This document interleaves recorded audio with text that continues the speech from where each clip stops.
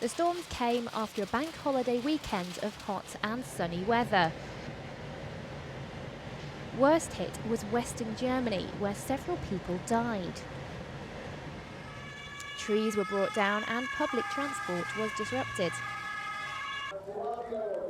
In the Netherlands, festival goers at the Pink Pop event were drenched.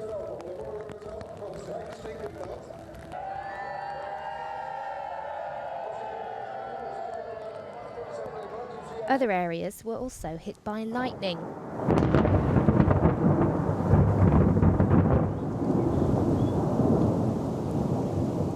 In France, hailstones as large as golf balls fell in this small town near Paris.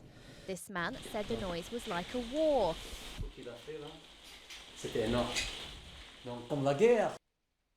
While another resident was woken up by the sound of her car windows being broken by the hailstones.